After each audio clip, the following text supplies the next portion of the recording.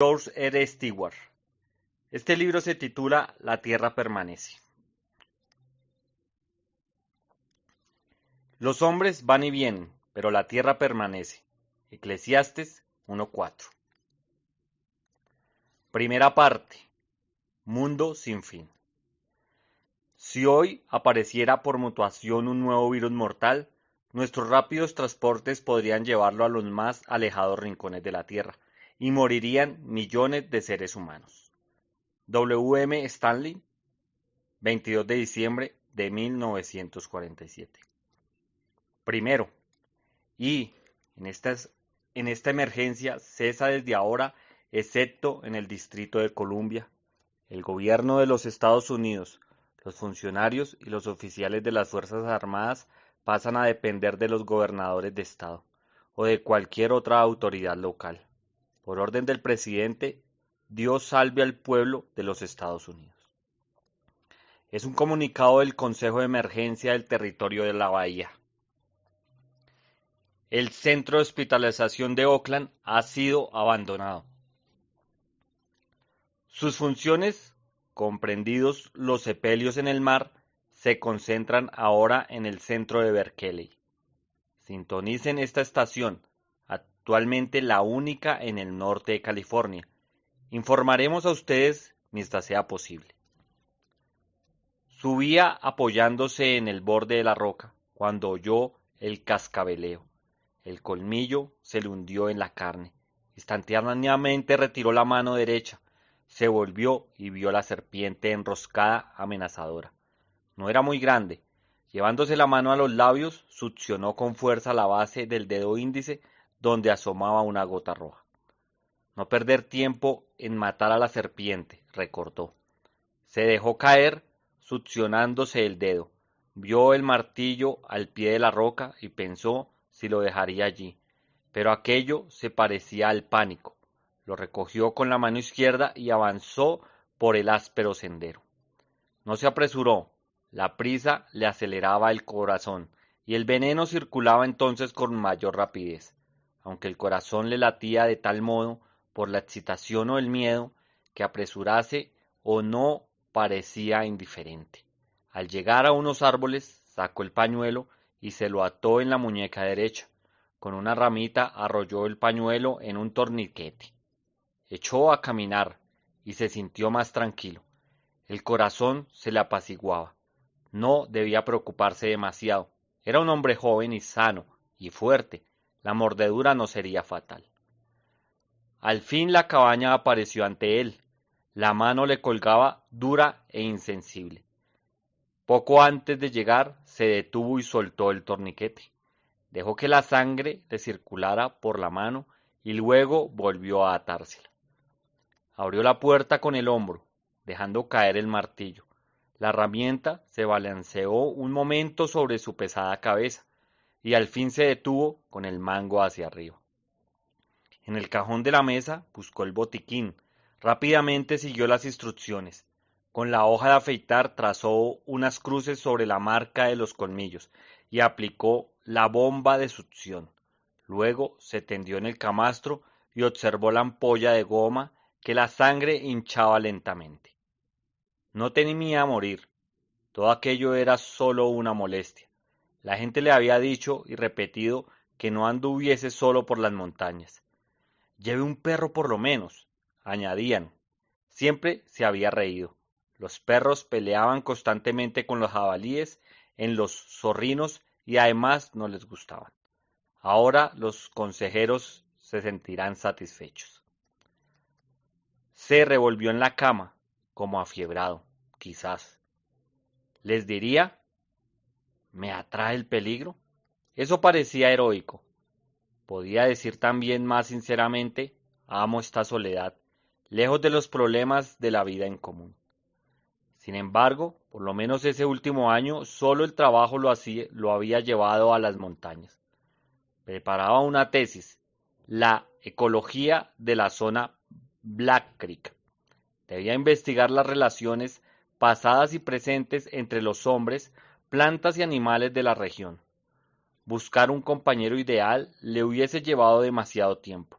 Además, Nunca le pareció que hubiese allí grandes peligros. Aunque en un radio de 8 kilómetros no vivía un solo ser humano, difícilmente pasease un día sin que se apareciera algún pescador que subía en coche por la carretera rocosa, o simplemente remontaba la corriente. Sin embargo, pensándolo un poco, ¿cuándo había visto a algún pescador? Desde luego, no esa semana, no tampoco en las 2 semanas últimas. Había oído un automóvil una noche. Le sorprendió que alguien subiese en la oscuridad por esa carretera. Comúnmente acampaban abajo a la caída de la tarde y partían en la mañana, pero quizás deseaban llegar cuando antes a algún río favorito e iniciar la pesca al amanecer. No, realmente no había hablado ni visto a nadie en las 2 últimas semanas. Una punzada de dolor le devolvió al presente. Tenía la mano hinchada. Soltó el torniquete y la sangre circuló otra vez. Sí, su aislamiento era total. No tenía radio. Podía haber ocurrido una catástrofe en la bolsa, u otro Pearl Harbor. Quizás eso explicaba la escasez de pescadores. De cualquier modo, no podía esperar que viniesen a ayudarlo. Sin embargo, aquella perspectiva no lo alarmaba. En el peor de los casos seguiría allí acostado. Tenía agua y comida para 2 o 3 días. Luego, cuando la mano se le deshinchase, iría en el coche al rancho de Johnson, el más cercano. Pasó la tarde. A la hora de cenar, sin ganas, preparó café y bebió unas cuantas tazas. Sufría bastante, pero a pesar del dolor y el café, se quedó dormido. Se despertó de pronto, con la luz, advirtiendo que alguien había abierto la puerta. 2 hombres en traje de calle, casi elegantes, escudriñaban a su alrededor de una manera extraña como asustados. Estoy enfermo, dijo desde la cama. El miedo de los hombres se transformó en pánico. Se volvieron rápidamente y sin cerrar la puerta echaron a correr. Momentos después se oyó el ruido de un motor que se perdió enseguida en las montañas. Sintió miedo.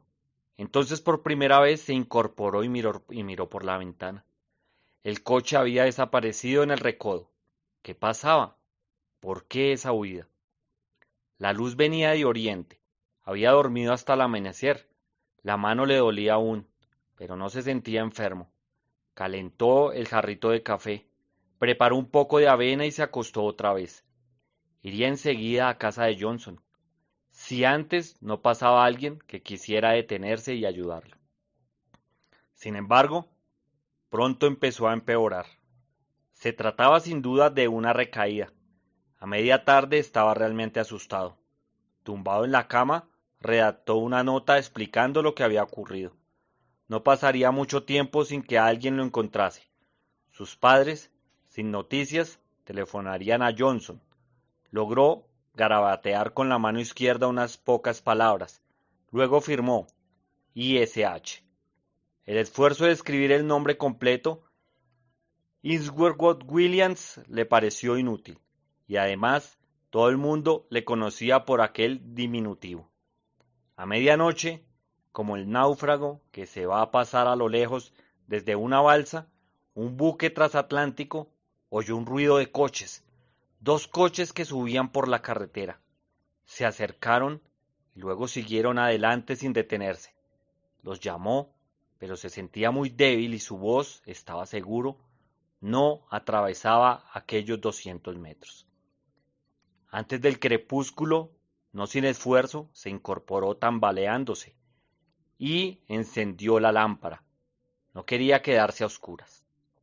Se inclinó luego apreciativamente hacia el espejito que colgaba del techo inclinado. El rostro no parecía más largo y flaco que antes, pero tenía las mejillas encendidas.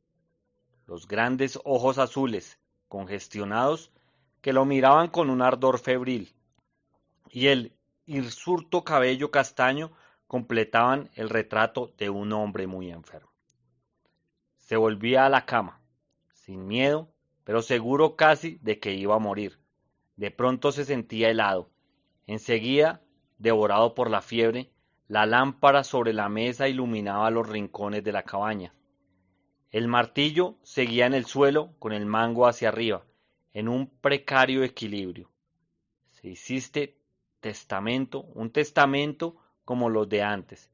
Divagó en el que se describían todos los bienes, dirían, un martillo de minero, peso de la cabeza 4 libras, mango 30 centímetros, madera rajada, dañada por la intemperie, metal enmohecido, aún utilizable. Había hallado el martillo poco antes de encontrarse con la serpiente, recibiendo con alegría aquel legado del pasado, de una época en que los mineros blandían el martillo con una mano y sostenían el buril con la otra. 4 libras es casi el peso máximo que un hombre puede manejar de ese modo. En aquel delirio febril pensó que una fotografía del martillo podía ilustrar muy bien su tesis. La noche fue una larga pesadilla. Torturado por accesos de tos, sofocado, consumido primero por el frío y luego por la fiebre. Una erupción similar al sarampión le cubrió el cuerpo. Al alba se hundió otra vez en un sueño profundo. Nunca ha ocurrido. No es igual a no ocurrirá. Sería como decir nunca he muerto, por lo tanto soy inmortal. Se asiste aterrado a una invasión de langostas o saltamontes y estos mismos insectos que han pululado de un modo alarmante desaparecerán de pronto de la faz de la tierra. Los animales superiores están sujetos a la fluctuación parecida. Los lemmings tienen ciclos regulares. Las liebres de la montaña se multiplican durante años y se creen que van a invadir el mundo. Luego rápidamente una epidemia acaba con ellas. Algunos zoólogos han sugerido incluso una ley biológica. El número de individuos de una especie no es constante, baja y sube. Cuanto más elevada sea la especie, más lenta es la gestación y más prolongadas las fluctuaciones. Durante la mayor parte del siglo XIX, el búfalo abundó en las estepas africanas. Era un animal residente, con escasos enemigos naturales, y un censo realizado cada 10 años hubiese demostrado que seguía propagándose. Luego, a fines de siglo, cuando eran más numerosos, fueron atacados repentinamente por la peste bovina.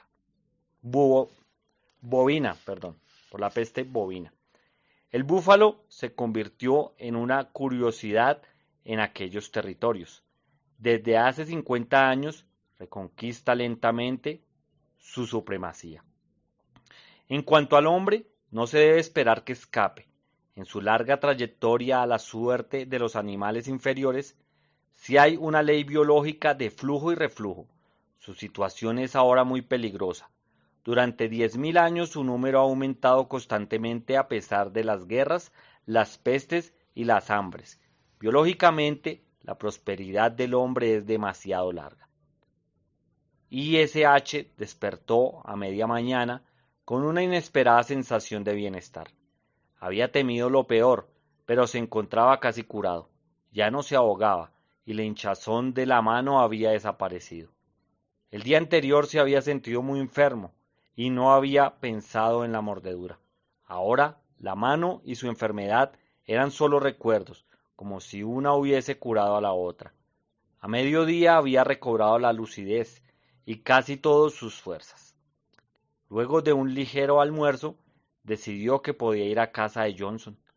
No se molestó en empacar sus cosas, llevaría su importante libro de notas y su cámara fotográfica. En el último momento obedeció a un impulso, recogió también el martillo, subió al coche y se puso lentamente en marcha, tratando de no utilizar la mano derecha. En el rancho de Johnson reinaba el silencio. Detuvo el coche junto a la bomba de gasolina. Nadie salió a atenderlo. Pero eso no era raro, pues la bomba de Johnson, como otras muchas en la montaña, se utilizaba pocas veces. Tocó la bocina y volvió a esperar. Al cabo de un rato saltó del coche y subió las destartaladas escaleras que llevaba a la habitación almacén. Allí los pescadores podían comprar cigarrillos y conservas. Entró, pero no había nadie. Se sorprendió un poco. Como le ocurría a menudo a sus periodos de soledad, no sabía exactamente qué día era. Miércoles creía, o martes o jueves, cualquier día de la semana, pero no domingo. Los domingos y a veces algún sábado los Johnson cerraban el almacén y salían de excursión. Era gente desinteresada, que no mezclaba los placeres con los negocios. Sin embargo, vivían de las ventas del almacén en la temporada de pesca y no podían ausentarse mucho tiempo. Y si hubieran salido de vacaciones, habrían cerrado la puerta con llave. Pero aquellos montañeses eran a veces desconcertantes. El incidente bien podía merecer un párrafo en su tesis. De cualquier modo, el depósito del coche estaba casi vacío. Echó en el tanque 30 litros de gasolina y no sin esfuerzo garabateó en cheque. Lo dejó sobre el mostrador con una nota. No encontré a nadie. Llevo 30 litros. ICH. Mientras descendía por la carretera, lo asaltó una vaga inquietud. Los Johnson fuera, un día de trabajo, la puerta sin llave, ningún pescador, un auto en la noche, y algo todavía más extraño, aquellos hombres que habían ido a encontrarse con un enfermo en una cabaña solitaria. Sin embargo, brillaba el sol, y la mano casi no le dolía, y aquella fiebre rara, admitiendo que no se debía a la acción del veneno, había desaparecido. La carretera descendía entre bosquecillos de pinos, bordeando un riachuelo tormentoso. Al llegar a la central eléctrica de Black Creek, ICH se sintió otra vez sereno y lúcido. En la central todo estaba como siempre. Las dínamos zumbaban, el agua bullía, una luz brillaba en el puente. ICH pensó que estaría continuamente encendida. Había allí exceso de electricidad. Durante un instante pensó en cruzar el puente y llegar al edificio. Vería allí a alguien y se libraría de aquel extraño temor. Pero el ruido de los generadores lo tranquilizaba. Al fin y al cabo, la central trabajaba como siempre. Cierto, no se veía a nadie, pero aquellos mecanismos automáticos necesitaban de pocos hombres, y estos no salían casi nunca. Se alejaba ya cuando un perro ovejero salió del edificio, separado de ICH por el riachuelo, ladró furiosamente, corriendo de un lado a otro excitado. ¡Qué perro raro!, pensó ICH. ¿Qué le pasará? ¿Pensará que voy a robarme la central? Realmente la gente sobreestima la inteligencia de los perros. Dobló una curva y los ladridos se perdieron a lo lejos, pero la cólera del perro había sido otra prueba de normalidad. ICH comenzó a silbar alegremente. 15 kilómetros y llegaría al primer pueblo, un pequeño pueblo llamado Hudsonville. Consideramos el caso de la rata del capitán McClure. Este interesante roedor habitaba la isla de Christmas, un nido tropical a unos 300 kilómetros al sur de Java. La especie había sido descrita científicamente por primera vez en 1667. En el cráneo, muy desarrollado, sobresalían notablemente los arcos sobreorbitales y la arista anterior de la placa cigomática. Un naturalista observó que las ratas poblaban la isla en miríadas, alimentándose de frutas y raíces tiernas.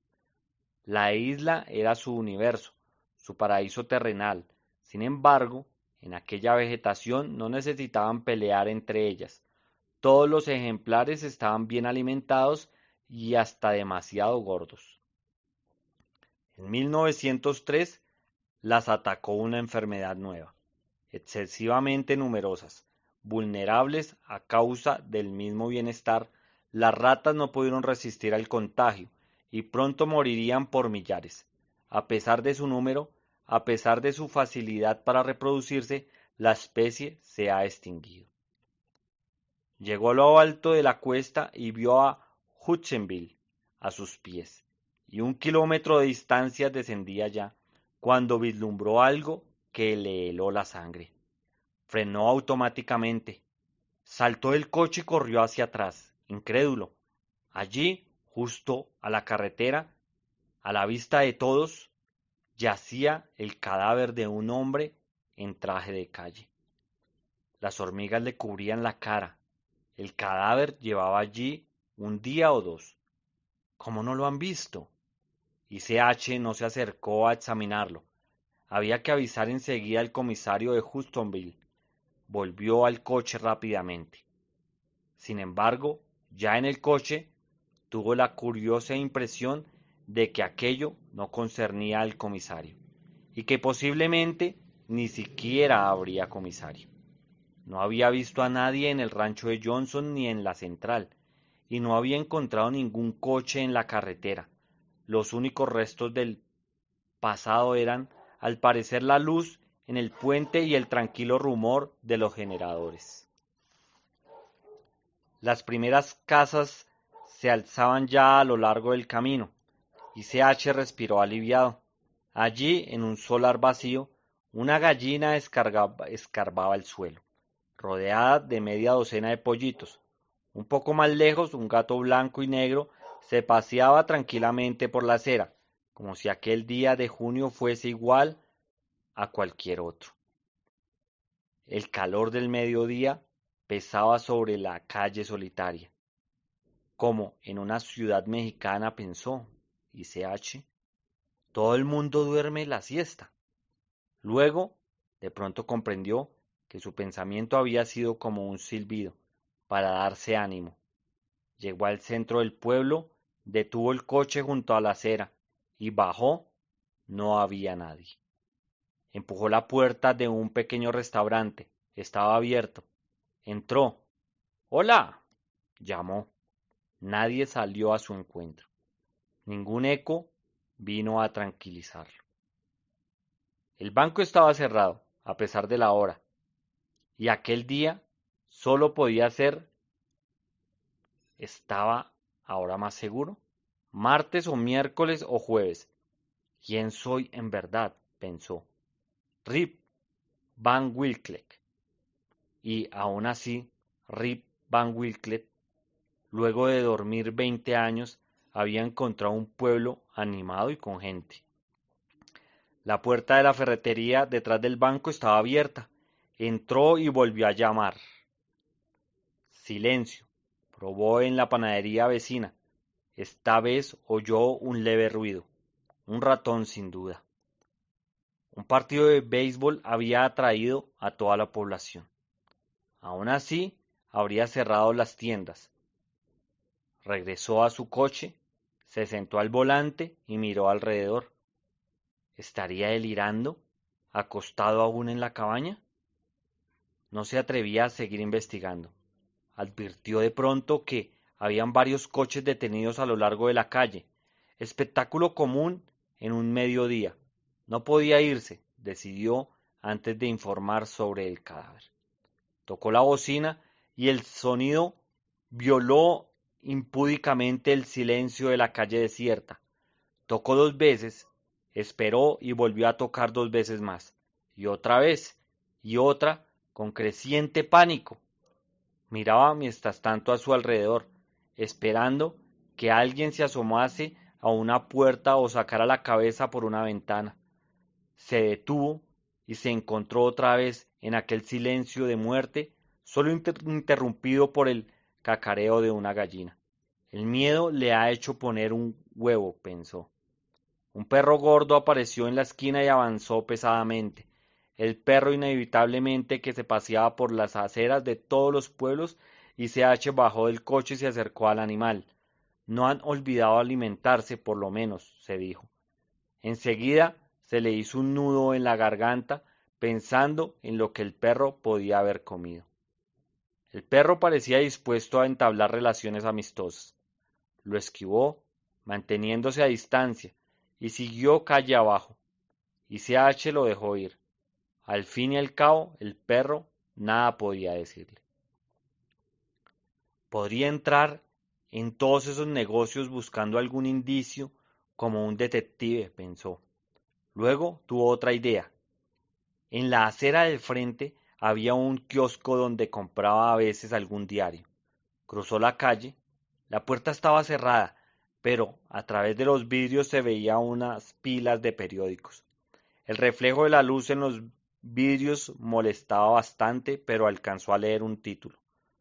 Los caracteres eran tan grandes como los del día de Pearl Harbor. Grave crisis. ¿Qué crisis? Volvió rápidamente al coche y recogió el martillo. Un instante después lo alzaba ante la puerta. Pero se detuvo, como si la civilización misma se hubiese movilizado reteniéndole el brazo y diciéndole, no puedes hacerlo. Un ciudadano honesto no fuerza una puerta. Miró a derecha e izquierda como si esperara que un policía o un destacamento de gendarmes cayeran sobre él. La calle solitaria lo volvió a la realidad y el miedo barrió sus escrúpulos. Demonios, pensó, si es necesario, pagaré la puerta.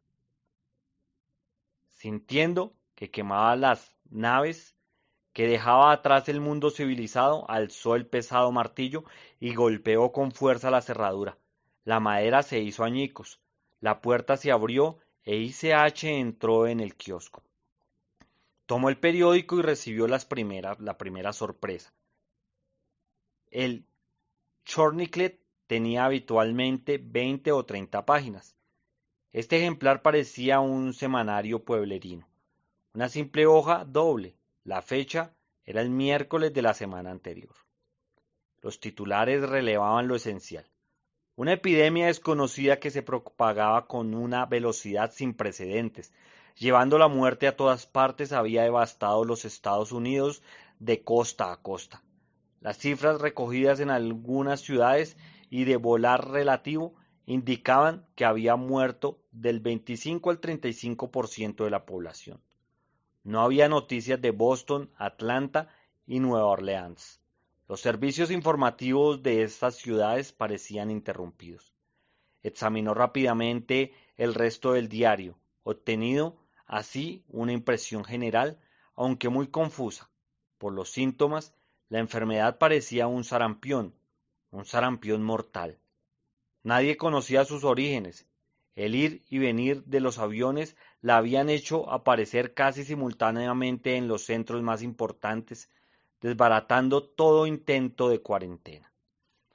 En una entrevista, un célebre bacteriólogo señalaba que la posibilidad de nuevas enfermedades preocupaba desde hacía mucho tiempo a los hombres de ciencia. En el pasado había habido ejemplos curiosos, aunque de escasa importancia, como la fiebre inglesa y la fiebre Q. En cuanto a su origen, tres hipótesis eran posibles: alguna enfermedad animal, algún microorganismo nuevo, un virus posiblemente producido por mutación, un accidente, quizá provocado, en un laboratorio de guerra bacteriológica. Esto último era la creencia popular. Se presumía que el aire mismo transmitía la enfermedad, posiblemente con las partículas de polvo. El aislamiento del enfermo no servía de nada. En una entrevista telefónica, un viejo y un hosco sabio inglés había comentado: durante varios miles de años el hombre ha desarrollado su estupidez. No derramaré una lágrima sobre su tumba.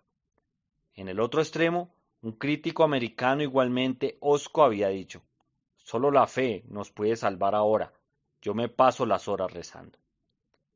Se señalaban algunos saqueos, sobre todo de licorerías.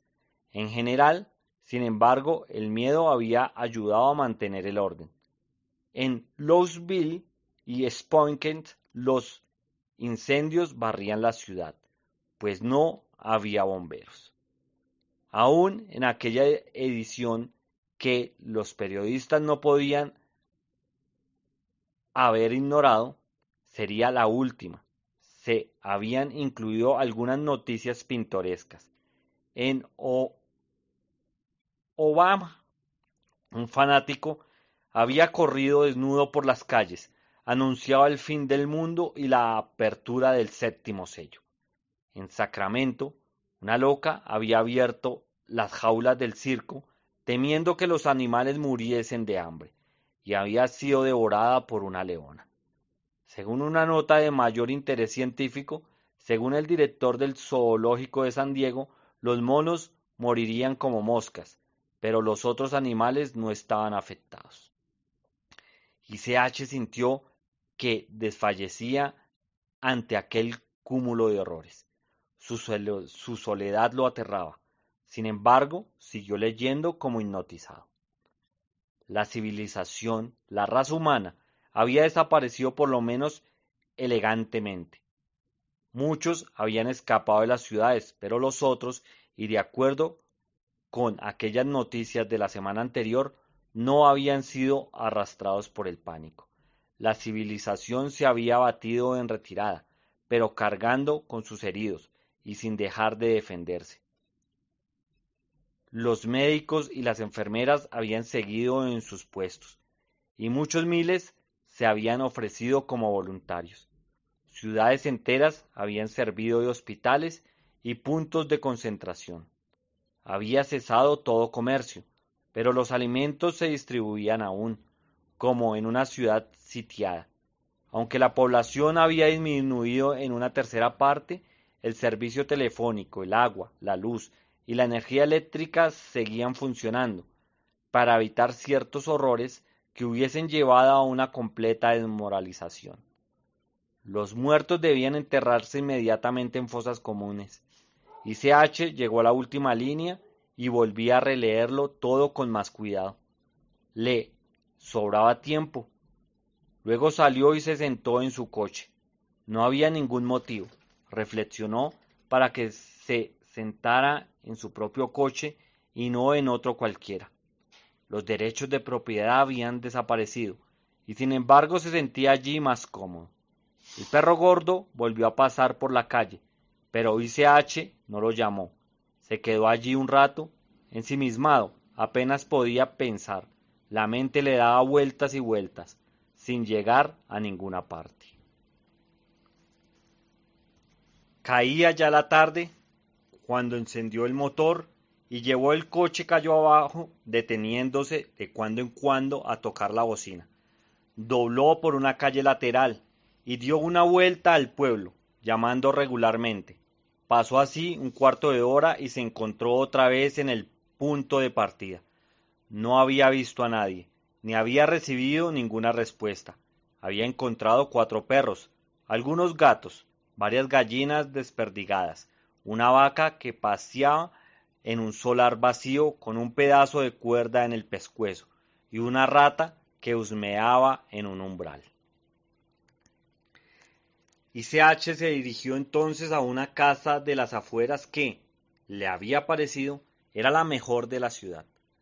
Saltó del coche, con el martillo en la mano. Esta vez no vaciló un instante. Golpeó 3 veces con fuerza y la puerta cedió. Tal como suponía, había en el vestíbulo un gran aparato de radio. Inspeccionó rápidamente la planta baja y el piso de arriba. No encontró a nadie y regresó al vestíbulo. La electricidad todavía funcionaba. Esperó unos instantes y luego buscó cuidadosamente. Solo oyó unos débiles ruidos parásitos. Probó la onda corta, pero sin éxito. Metódicamente exploró todas las longitudes. Desde luego, pensó, si alguna estación funciona aún, no transmitirá probablemente las 24 horas del día. Dejó la radio en una longitud que correspondía o había correspondido a una potente emisora. Luego se echó en el sofá. A pesar de aquellos horrores, sentía la curiosidad desinteresada de un espectador, como si asistiese al último acto de una tragedia.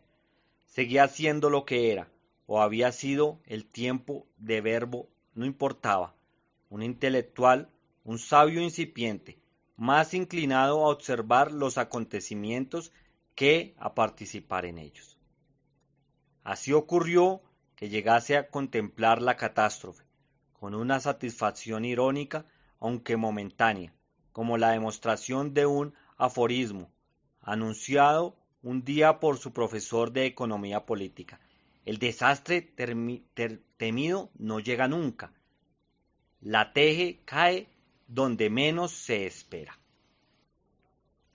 Se había temido una guerra destructora, la pesadilla de ciudades arrasadas, hecatombes de hombres y animales, tierras estériles, pero en realidad solo la humanidad había sido suprimida, y casi con limpieza, con un mínimo de trastornos. Los sobrevivientes, si los había, serían los reyes de la tierra. Se instaló cómodamente en el sofá. La noche era cálida. Agotado físicamente por la enfermedad y tantas emociones, no tardó en dormirse. Allá arriba en el cielo, la luna, los planetas y las estrellas recogen sus largas y tranquilas órbitas, recorren sus largas y tranquilas órbitas. No tienen ojos y no ven. Sin embargo, el hombre había imaginado alguna vez que miraban la Tierra. Pero, si viesen realmente, ¿qué verían esta noche? Ningún cambio, aunque el humo de las chimeneas ya no estuviera en la atmósfera. Pesadas humaredas surgen aún de los volcanes y los bosques incendiados. Visto desde la luna, el planeta tendría esta noche su resplandor de costumbre, ni más brillante ni más oscuro. Se despertó en pleno día, abrió y cerró la mano. El dolor de la mordedura era ahora una pequeña molestia local. Sentía la cabeza despejada y comprendió que la otra enfermedad, si había habido otra enfermedad, también desaparecería. Se le ocurrió algo. La explicación era evidente. Había padecido aquella enfermedad, combatiéndola con el veneno que tenía en la sangre. Microbio y veneno se habían destruido mutuamente. Aquello, por lo menos, explicaba que siguiese vivo. Siguió en el sofá, tranquilo e inmóvil, y los fragmentos aislados del rompecabezas comenzaron a ordenarse. Los hombres que había visto en la cabaña eran solo unos pobres fugitivos que huían de la peste. El coche que había subido por la carretera en medio de la noche llevaba quizás a otros fugitivos, posiblemente los Johnson. El excitado ovejero había intentado comunicarles los sucesos de la central. Sin embargo, la idea de ser el único sobreviviente no le perturbaba demasiado. Había vivido solo durante un tiempo. No había asistido a la tragedia, ni había visto morir a sus semejantes. A la vez no podía creer, y no había por qué creerlo, que fuese el último hombre sobre la tierra. Según el periódico, la población había disminuido un tercio. El silencio que reinaba en Hushouville demostraba solamente que sus habitantes se habían dispersado o refugiado en otra ciudad. Antes de llorar el fin del mundo y la muerte del hombre, tenía que descubrir si el mundo ya no existía y si el hombre había muerto.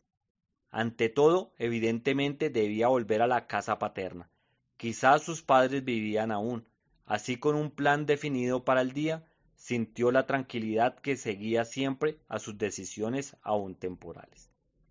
Al levantarse, buscó otra vez en ambas ondas de radio sin resultado. Exploró la cocina. La refrigeradora aún funcionaba, y en la despensa había algunos alimentos, aunque no tantos como podía esperarse. Las provisiones aparentemente habían escaseado en los últimos días. Aun así, había media docena de huevos, una libra de manteca, un poco de jamón, algunas lechugas y unas pocas sobras. En un armario encontró una lata de jugo de pomelo y en un cajón un pan duro de unos 5 días atrás, la fecha sin duda en que la ciudad había sido abandonada. Estas provisiones y un fuego al aire libre le hubiesen bastado para prepararse una buena comida, pero abrió las llaves de la cocina eléctrica y advirtió que las planchas se calentaban. Se preparó un copizo desayuno y transformó el pan en unas tostadas aceptables. Cuando volvía de la montaña, siempre sentía necesidad de comer legumbres frescas, y al acostumbrado desayuno de huevos, jamón y café, añadió una abundante ensalada de lechuga. Volvió al sofá. En una mesita había una caja de laca roja. La abrió y extrajo un cigarrillo. Hasta ahora, reflexionó, la vida material no ofrece problemas. El cigarrillo estaba bastante fresco. Con un buen desayuno y un buen cigarrillo, el humor de ICH cambió sensiblemente. En realidad había apartado todas las inquietudes dejándolas para más tarde, si descubría que estaban justificadas. Cuando acabó de fumar pensó que no valía la pena lavar los platos, pero como era naturalmente cuidadoso comprobó si había cerrado la refrigeradora y las llaves de la cocina. Luego recogió el martillo, que le había sido tan útil, y salió por la puerta destrozada. Se metió en el coche y partió hacia la casa paterna. A casi 1 kilómetro de la ciudad pasó delante del cementerio y le asombró que el día anterior no hubiese pensado en él. Sin bajar del coche advirtió una nueva y larga hilera de tumbas y una excavadora junto a un montón de tierra.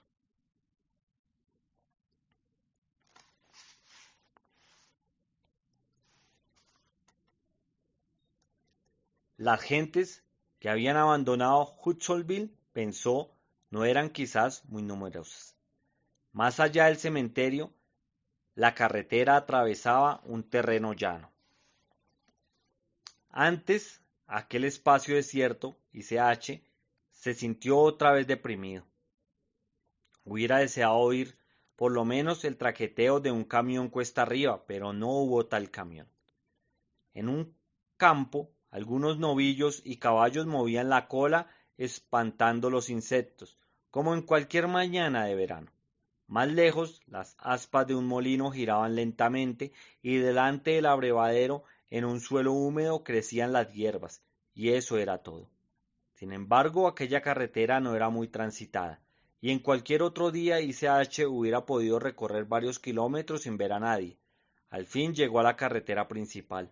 Las luces rojas del cruce estaban encendidas. Frenó automáticamente, pero las 4 calzadas, donde había corrido un río de de camiones, autobuses y coches, estaba desierta. Después de detenerse un momento ante las luces rojas, ICH se puso otra vez en marcha. Un poco más lejos, mientras corría libremente por la carretera, se sintió envuelto en una atmósfera lúgubre y espectral. Se inclinó sobre el volante, como dominado por un sopor. De cuando en cuando, algún espectáculo insólito parecía despertarlo. Algo saltó entre él. En el camino, aceleró rápidamente. ¿Un perro? No, advirtió unas orejas puntiagudas y unas patas flacas de color claro, un gris amarillento. Era un coyote que corría tranquilamente por la carretera en pleno día. Un instinto misterioso le había advertido que el mundo había cambiado y que podía tomarse nuevas libertades. ICH se acercó tocando la bocina y el animal dio media vuelta, pasó al otro lado de la carretera y se alejó sin parecer demasiado asustado. Dos coches volcados en un ángulo extravagante bloqueaban parcialmente el camino. ICH se detuvo. El cadáver aplastado de un hombre asomaba debajo de uno de los autos. No había otros cuerpos, pero la sangre cubría la carretera. Aunque le hubiese parecido necesario, no habría podido levantar el coche para sacar el cuerpo y darle sepultura. Siguió adelante. En una ciudad importante, ICH no registró su nombre. Se detuvo para abastecerse de gasolina. Había una electricidad. Llenó el depósito en una estación de servicio. Como el coche había andado mucho tiempo por las montañas, revisó el radiador y la batería, y echó 1 litro de aceite. Un neumático necesitaba aire. Apretó la válvula compresora y oyó el ruido del motor. Sí, el hombre había desaparecido, pero todos sus ingeniosos aparatos marchaban todavía, sin su vigilancia. En la calle principal de otra ciudad tocó largo rato la bocina. Realmente no esperaba ninguna respuesta, pero esa calle, sin saber por qué, le parecía más normal. Los coches se alineaban a lo largo de las aceras. Parecía un domingo por la mañana con los negocios cerrados, cuando la gente no ha iniciado aún sus idas y venidas. Pero no era tan temprano, pues el sol había subido al cielo. De pronto comprendió por qué se había detenido y por qué la calle parecía ilusoriamente animada. Frente a un restaurante llamado The Verbi funcionaba aún el letrero luminoso, un caballito que movía las patas galopeando. A la luz del día, solo el movimiento llamaba la atención. La luz rosada era apenas visible. Y CH miró un rato, advirtió el ritmo. 1, 2, 3. Y las patas del caballo se recogían casi debajo del tronco. 4. Las patas reaparecerían y el vientre parecía tocar el suelo. 1, 2, 3, 4. 1, 2, 3, 4. Galopeaba frenéticamente y esa carrera sin testigos no llevaba a ninguna parte. Era un caballo valiente, pensó ICH, aunque insensato e inútil. Símbolo quizás de esa civilización que había enorgullecido al hombre y que lanzaba al galope. No alcanzaba ninguna meta, destinada algún día, ya sin fuerza, a detenerse para siempre. Una humarea se elevó en el aire, y CH sintió que el corazón le saltaba en el pecho.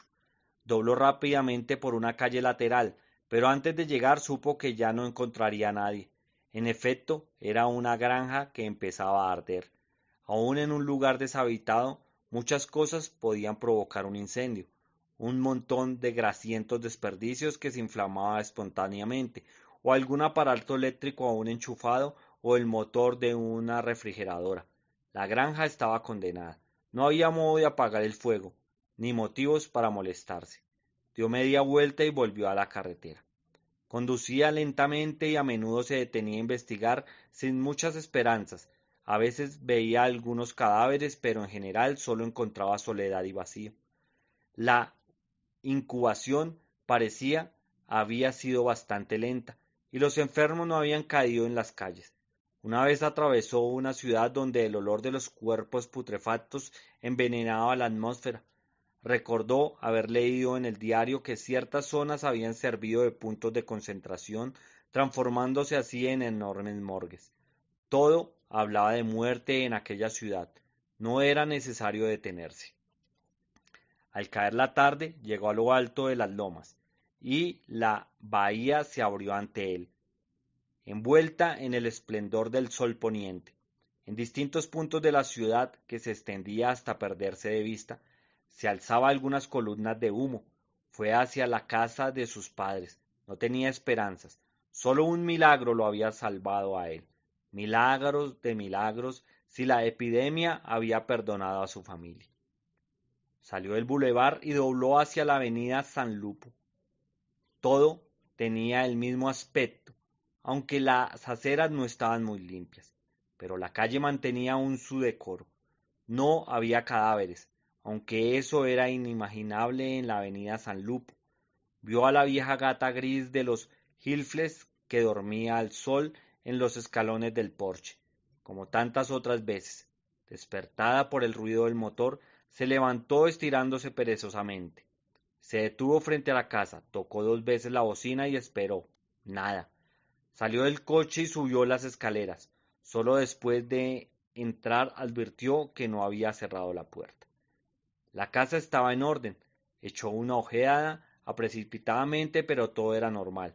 Quizá le había dejado una nota indicándole a dónde había ido. Buscó en vano en la sala. Arriba no había tampoco nada raro, pero en la habitación de sus padres las 2 camas estaban sin hacer. Sintió un vacío y salió de la habitación tambaleándose. Agarrándose a la barandilla, volvió a bajar las escaleras. La cocina pensó y la cabeza se le despejó un poco ante la perspectiva de algo concreto. Al abrir la puerta tuvo una impresión de vida y movimiento. Era solo el segundero del reloj eléctrico. En ese instante dejaba la vertical, indicando su descenso hacia las 6. Casi enseguida lo sobresaltó un ruido repentino. El motor de la refrigeradora había comenzado a zumbar.